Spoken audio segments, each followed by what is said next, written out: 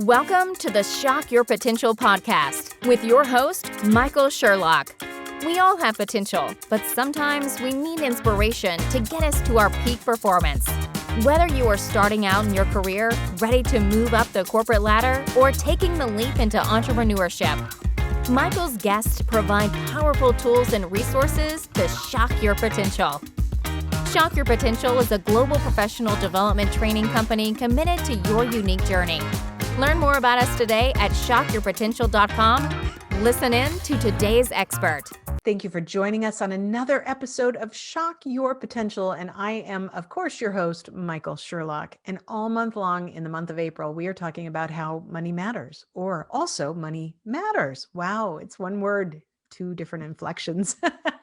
And all my guests have been experts in helping us to understand how money matters to us and how to make better use of it for ourselves. So my guest today is Mark Willis, and he is a man on a mission to help you and me think differently about money, economy, and our futures. So here's a little bit of his background, and I think that many people can, they'll have some sort of recognition to this. After graduating with 6 figures of student loan debt and discovering a way to turn his debt into real wealth as he watched everybody else lose all their retirement savings and home equity in 2008, goodness, he knew he needed to find a more predictable way to meet his financial objectives and now those of his clients. He's a certified financial planner and a 2-time #1 best-selling author. He's also the owner of Lake Growth Financial Services, which is a financial firm in Chicago, Illinois. And over the years, he's helped hundreds of his clients take back control. Listen to that. Take back control of their financial future. And I like to emphasize that because many people feel like it's out of control or out of their control, but help them to take back control of their financial future and build their businesses with proven tax-efficient financial solutions. And he specializes in building custom-tailored financial strategies that are unknown to the typical stock jockeys, attorneys, or other financial gurus, but that he knows will really bring you great benefits. He's also co-host of the Not Your Average Financial podcast, where he shares some of his strategies for investing in real estate, paying for college without going broke, and creating an income in retirement that you won't outlive. And oh my goodness, we all want that. So Mark, thank you for joining us today. Michael, my pleasure. So glad to be on your show. So many great points in your bio, and I'm going to have you talk a little bit about it. But one of the things that really struck me when I was reading your bio is this sense of how many people are graduating from college today with such significant debt, and how that impacts their financial future. I know right now my husband and I are contributing to 529 accounts for our 2 grandchildren because, the hope is, things are tough enough, for a young couple to make it. We want to be able to help maybe smooth that way. But, a lot of people don't have that option or, have maybe thought about it a little late. So I know it's very impactful. So congratulations. I can't wait to hear more of your story about how you turn that around. But tell us a little bit more about you, your business, and how you help your clients to shock their potential. Sure. Yeah. Potential is such a great word. I love that you have that as your part of your title of your podcast. I love it because it's the rocket ship on the launch pad. It is the ultimate in potential. However, the worst thing, I've told my wife this for years. I say that the last thing I want on my tombstone is he had such potential. Right? Exactly. So the other thing I want on my tombstone is he was getting better at this, but that's another podcast episode probably. So that's a great one though. I love that. Always be growing, right? So potential is like unlaunched rockets on the landing pad. And it certainly could get to the moon, but it has to be activated. It has to be implemented. There's nothing good about a lot of knowledge if we don't implement, if we don't act. If you want to change your facts, you got to change your action, and you have to light that spark. You have to shock your potential. So to coin a phrase, or to not coin a phrase, as it were. So where your money lives will either help or hinder that process. And I would like to suggest, having been in the financial planning space now for almost a decade and having been a post-recession planner pre 2008 and then post 2008, I've now seen the house of cards that can oftentimes tumble down when we least expect it. If our money is tied up in the traditional oh so average places, it will unfortunately mislight the fuse, and our Mm. rocket ship, for all of our efforts, won't leave the launch pad. So, I would say that what I've noticed, especially in the 14 months of 2020, as I like to say, 2020 seems to be continuing on now in 2021. It just doesn't end. It doesn't end. It's like Groundhog Day. So, Exactly. so I've really thought about this, and where our money lives will either help or hinder us. It will either be working for us or against us. It's like the environment where our money lives is either a headwind or a Mm. tailwind for Mhm. that rocket, if you will. Yeah. Traditional, oh so average places to keep your cash are much like headwinds. Let me give you a concrete example. If your listeners have 401ks, IRAs tied to paper assets designed to go up and down with the market, then they cannot access that money for their business or their family. Yes. And it's riddled with fees. And if we believe taxes are going to go up in the future, essentially we are underwriting the investment cost of the US government or the state government to help them with their deficit problems. Meanwhile, our retirement suffers.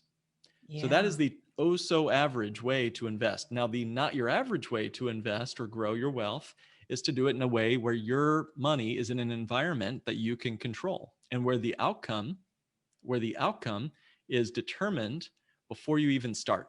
Now, what Mm. rocket lifts off without knowing where it's going? The moon, the Mars, wherever you want to go, Right. you have to know your destination before you get started. And could anybody on this listening to this podcast tell me with absolute certainty how much your guaranteed minimum amount will be of your 401k when you retire? Nobody, not me, nobody. My crystal ball hasn't shown Yep. up in Amazon yet, right?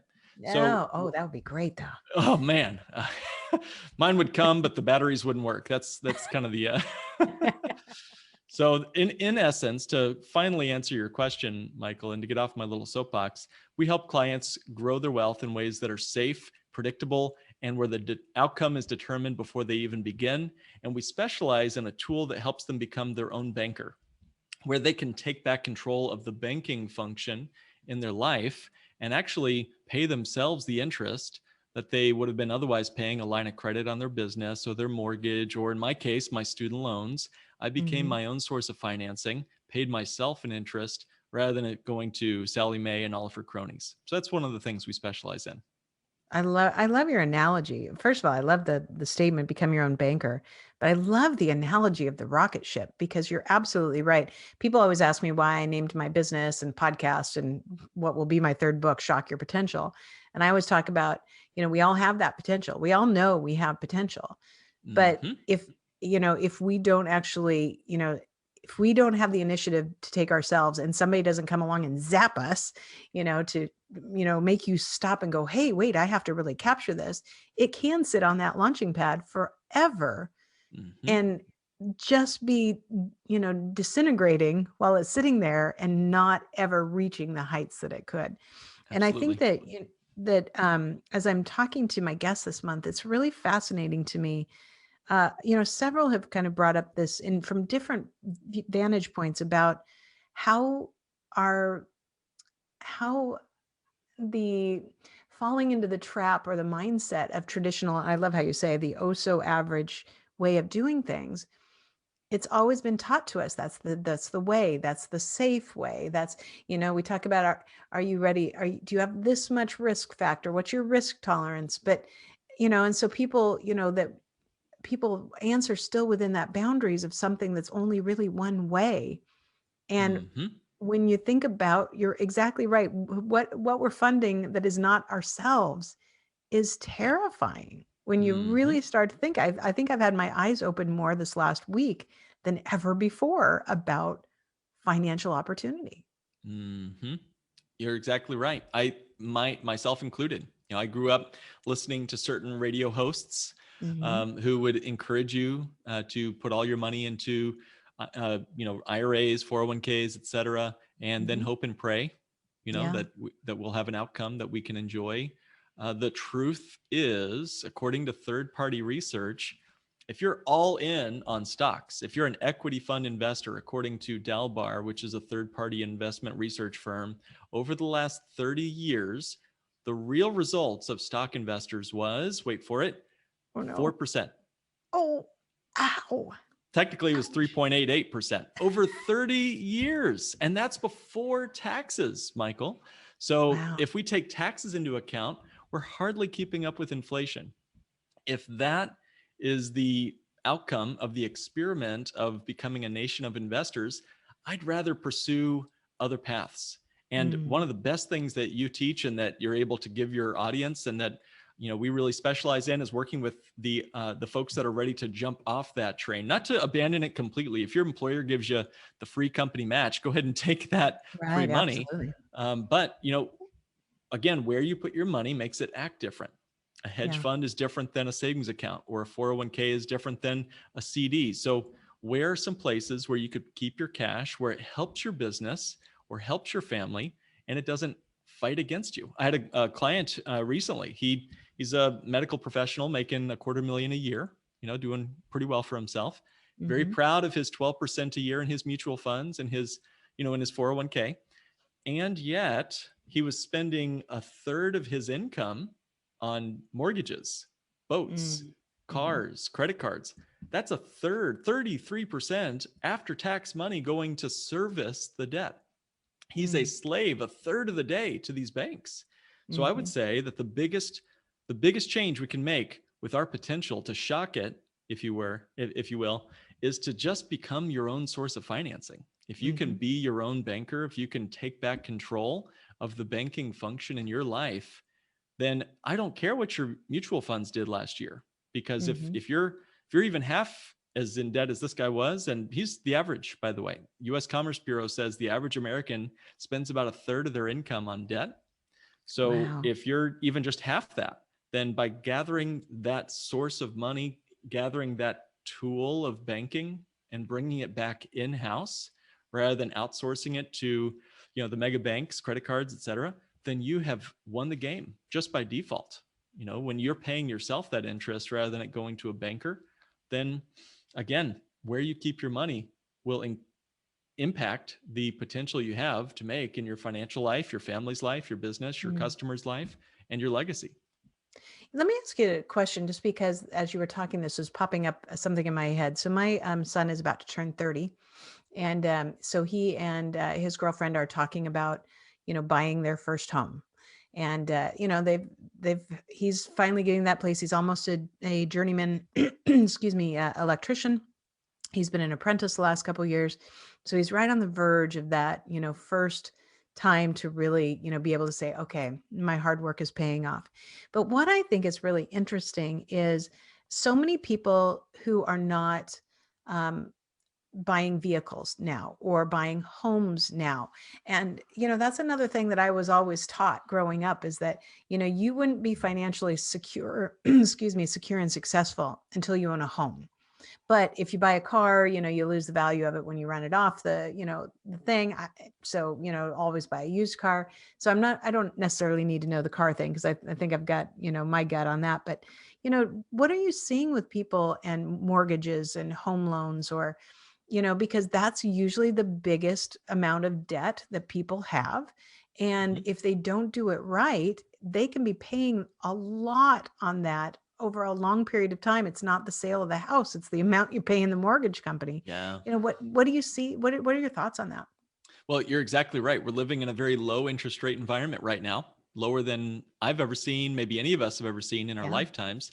So it's not about the rate, I would say. It's not about the rate. It's about the volume. The volume of interest is what kills us. It's just like this vaccine. Heck, it's just like eating. Let's talk about the vaccine for a minute that we're all hopefully seeing roll out, hopefully in the months to come.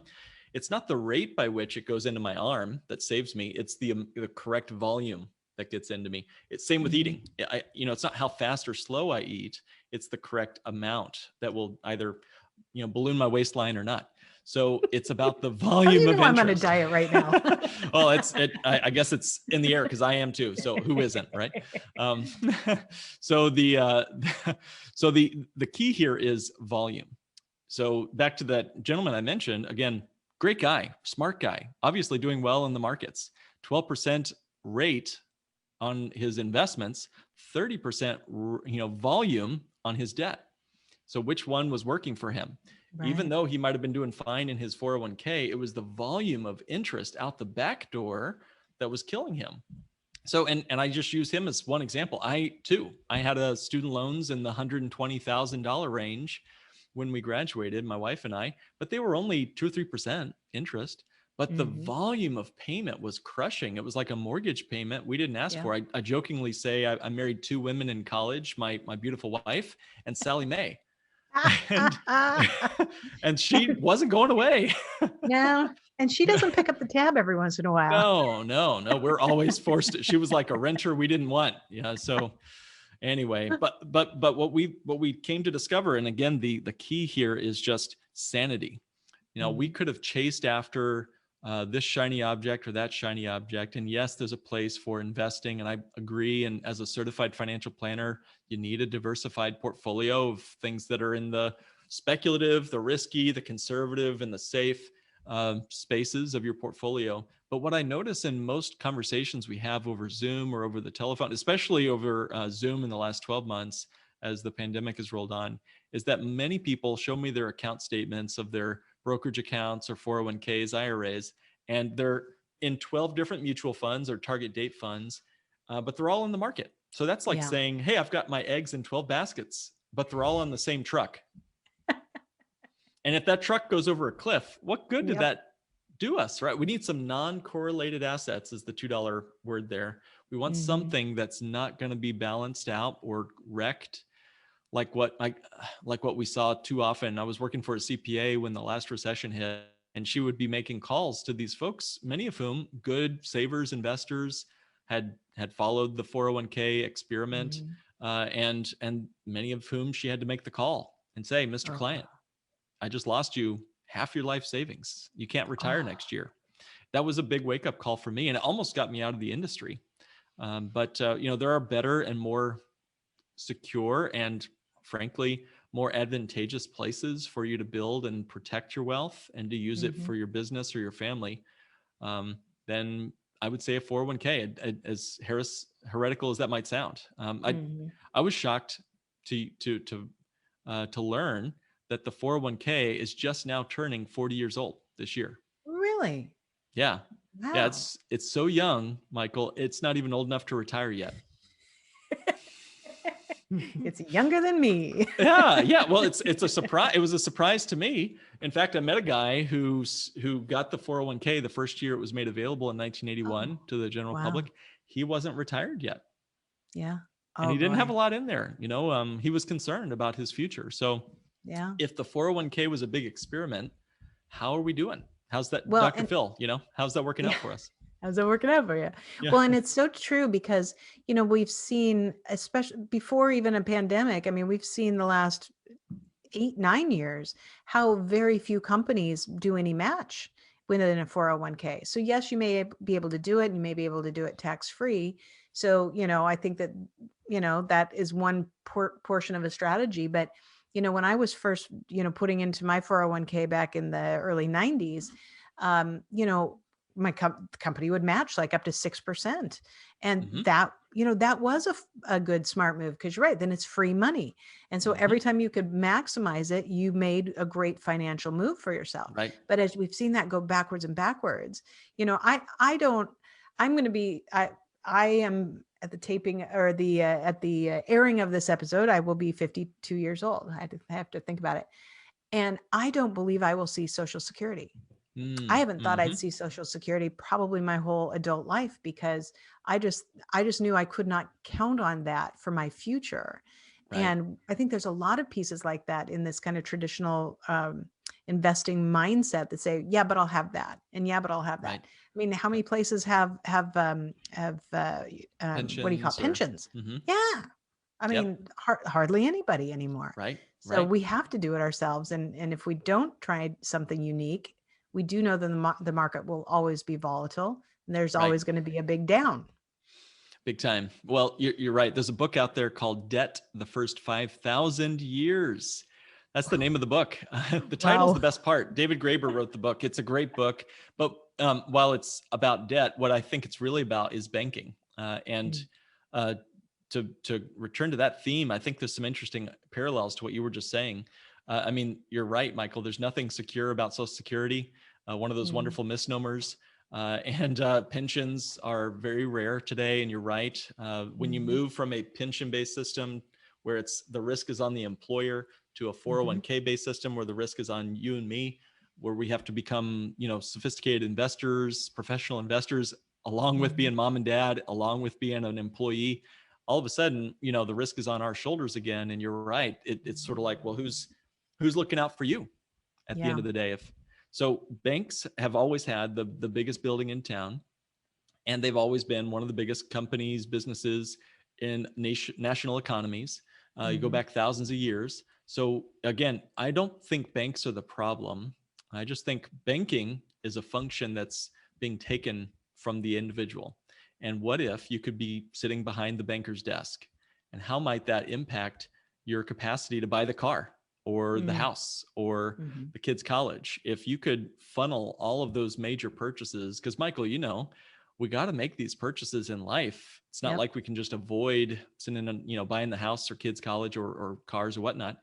Life costs money. Millions of dollars will go through our hands. So if we can recapture some of that, the average American is going to spend several $100,000 on cars alone over their lifetime. What if you could just funnel that through your own banking system? And there are tools and resources we use through our firm that help clients do exactly that, where it's not just a concept, but it's a tool and it's a strategy and it's an approach where folks are literally doing exactly that, becoming their own source of financing, not an FDIC insured bank, of course, but using the function of banking where you can, recapture that power of the banking function and sit behind the banker's desk. So I'm not worried about Social Security, whether it's here or gone. And I don't suppose you are either, because you probably set up for yourself. You've banked on yourself to build something that doesn't rely on outside forces. You're taking back control, which is, I think, what inspires so many people to learn from you. Oh, thank you very much.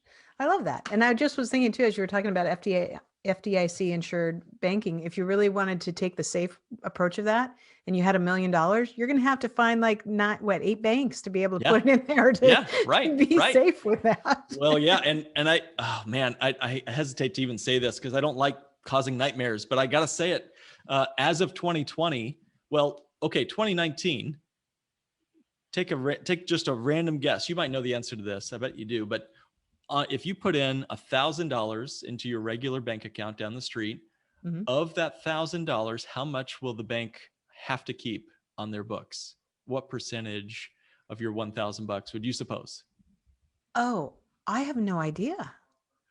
Would you be surprised to learn that in 2019, it was only 10% of your deposit has to stay on their books? Wow. And the other 90% is loaned out to the guy behind you in line. And in 2020, that fractional reserve is now 0%. Oh, Zero. my God. As of 2020. So as of now, if you give them $1,000, they might write it down with your name and you log in and see an account number that says 1,000 on your bank account online, but the money is gone. It's out the door. And banks are making a killing on that spread because, they're charging this guy 10% behind you in line and paying you 0% for your savings. And it's none of their money. So it's an incredible boon to banks to have nothing on reserve. The vault is empty at FDIC insured banks. So I hate to say that, but again, there are alternatives. Where you keep your money matters. It matters. It is the rocket fuel for that rocket on the launch pad. And if all your money is tied up in your house and your 401k, then it's going to be really hard to convert that into the rocket fuel you need to get to where you want to go. Terrifying and yet important information for us to hear. So I'm assuming, as we've been talking about this, about become your own banker, which I know your book is the Bank on Yourself. that you have probably some tips for us that we can make use of that will help us at least gain some control and maybe put ourselves in that banker's seat. So, what are a couple top tips that we can each take away from this to say, okay, at least we know what might frighten us, but we know we can do a couple things. That's right. Yeah. Thank goodness it's not all doom and gloom. We have a number of ways we can lift off and really build actualization into your potential, because that is the ultimate outcome. The best life lived is the one where you, at the end of it, say, I've been spent. I've used up every last nook and cranny of my potential. That's such a good feeling after a great workout. That feeling of, man, I spent it all. I laid it all on the altar. I actualized my potential. And so what we try to do with every dollar that we work with our clients is we try to grow the dollar, protect the dollar, keep it tax-free if possible, give our clients full access to the dollar, get it back to them in retirement with gains and buddies, little dollar friends, and then leave it to their causes or their family that they care about the most, all without the use of unnecessary risk. And that unnecessary risk might be Wall Street. It might be the government. It might be unnecessary, mistakes in terms of just, purchases that they might not need, et cetera.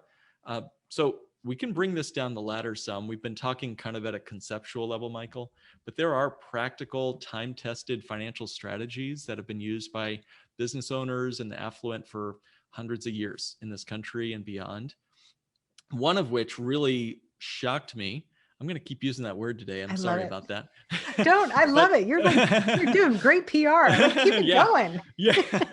Well, again, my belief system was, it was the main line, straightforward: buy term insurance, invest the rest in the stock market, go get a house, put all your money in there, lock up all your money for 45 years, whatever, and then hope and pray. That was kind of the outcome, until we stumbled across something called Bank on Yourself. Now, Bank on Yourself was a financial instrument. It's a modernized form of whole life insurance, of all things. And to me, it was like the last place I'd want to go looking for a place to set aside cash, because one, my financial guru on the radio told me not to. And I never want to question, what you hear on the radio, because it must be true if it's on the radio. Especially on my podcast. Oh, yes, especially, except for Michael's podcast. Exactly. So, but I did a little more due diligence, a little more looking after being fairly skeptical. It was a good mentor and friend of mine, a professor from our college that came to visit us, saw the weight of the student loans on my shoulders and said, Mark, there's a better way to pay off this debt. So what was the problem? We were paying off our debts. We were doing the snowball method and paying off our debts the old-fashioned way, just throwing cash at the problem. And we were making a dent in it. But we kind of woke up in that conversation with our professor, and he I guess made us aware that every dollar I spend in cash is money I'll never see again, and all the money that $1 might have grown to over my lifetime, it's gone. So if I spend $3 on a cup of coffee today, technically that's more like $12 over one's lifetime, 15, whatever your age is, So the power of the concept that we finance everything we buy hit me like a ton of bricks when I realized that either I'm paying interest to a finance operation like Sally Mae or, ABC Finance, or I'm passing up interest I could have earned on the money had I left it invested instead. Paying cash was not the answer. So to me, stumbling across the Bank on Yourself concept made a lot of sense. And maybe in 2 minutes, I'll try to quickly run down what this tool is and how it helps me and my clients, and see how this fits in with your audience as well. So whole life insurance, it's hundreds of years old at this point. It builds and grows a cash value, not just a death benefit for your family someday, but I always say it's a lot more fun to spend money while I'm alive. So absolutely. Yeah. So it grows a liquid. So there's the first piece, meaning it's accessible cash value that I can spend and use for any reason.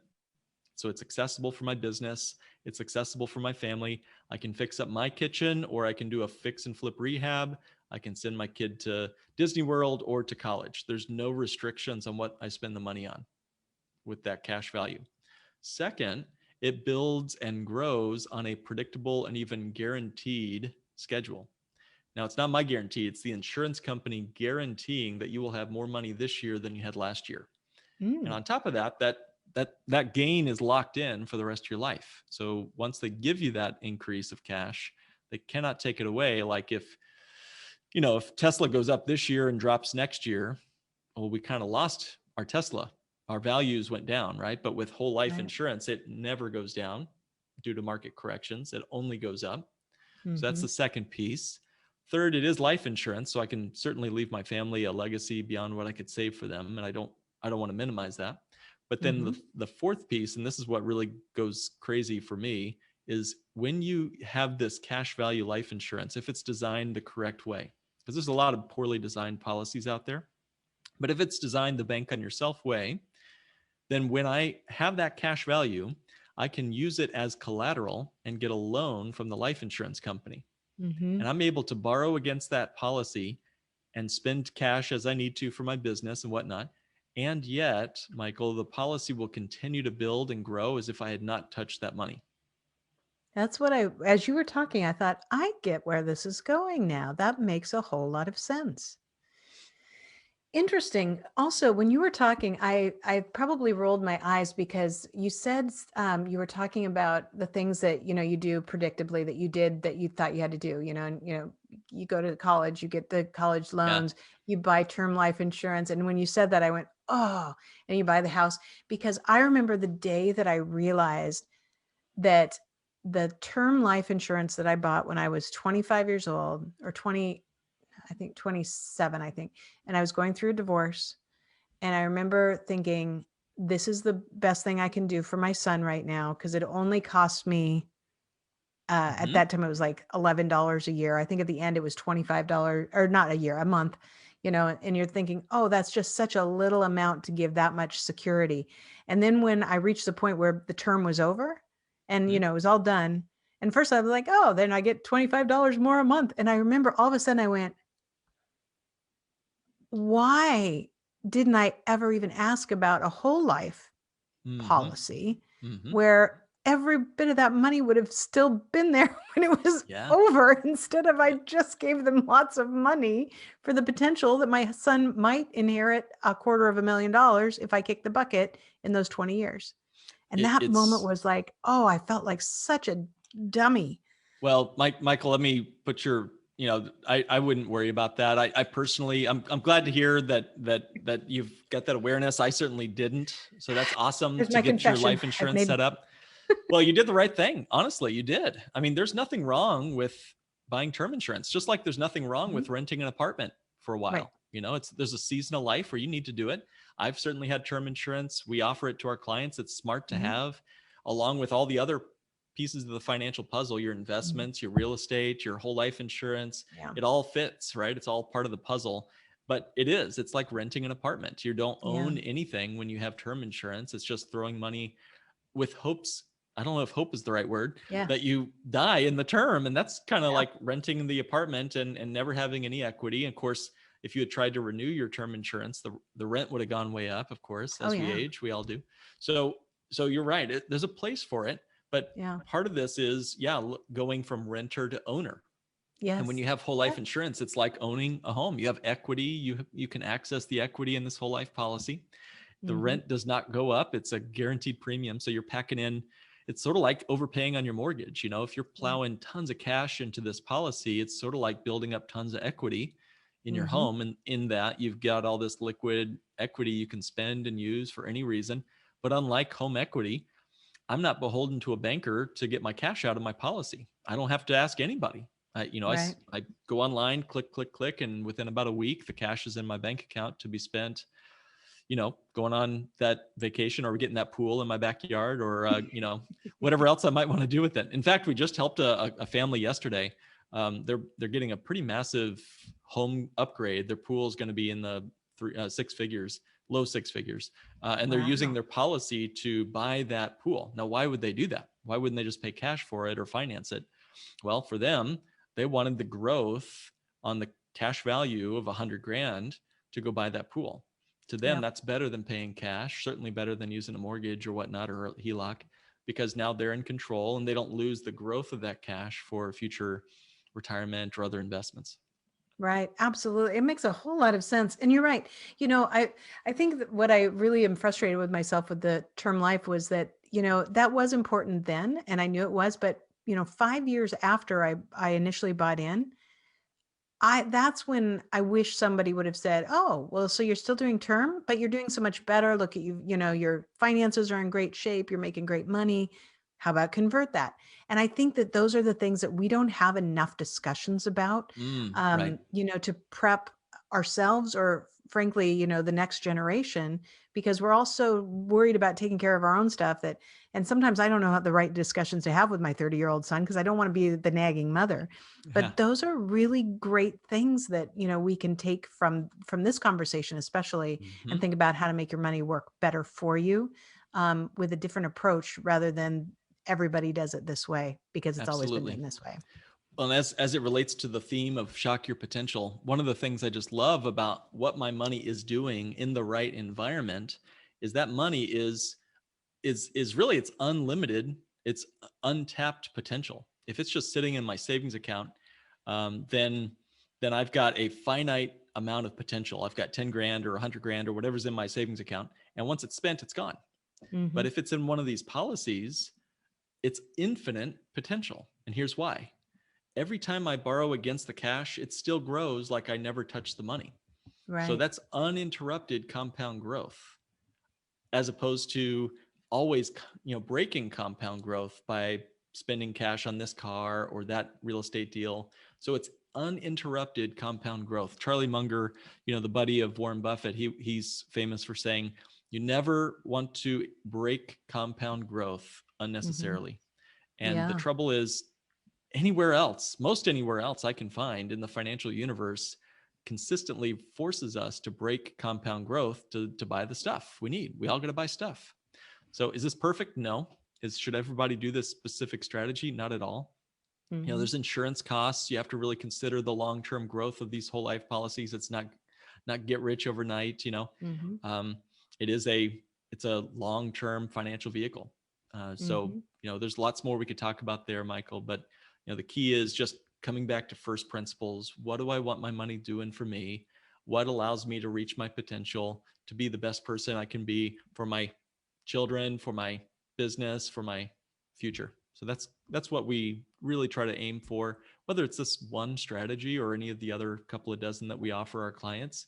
It's just it's a mindset. It's a philosophy of saying, all right, I choose to take back control of my financial future. I'm not going to outsource it to banks or to Wall Street or Social Security or whatever else. I'm going to bank on myself and know for certain what my outcome is going to be before we even get started.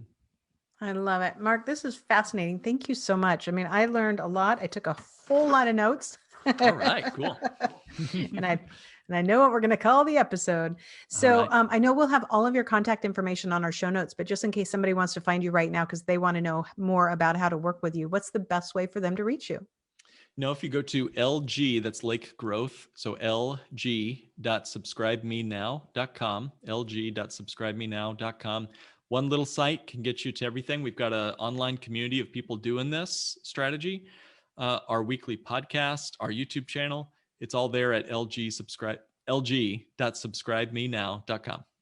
Excellent. And before we go, do you have any last words of wisdom or pearls of advice for my listeners and viewers?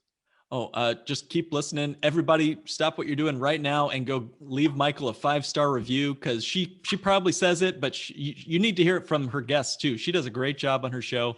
Stop what you're doing. Go get that 5-star review out there. She gives you this awesome content every week. Don't forget, leave her that 5-star review. Oh, thank you. Now, I love that. You can be on my podcast anytime you want, Mark. All right, great. Thank you so much for being our guest today. It has been an absolute pleasure. Thank you. Thank you for joining us on another episode of the Shock Your Potential podcast. Learn more about us today at shockyourpotential.com, including details on Michael's 2 best-selling books.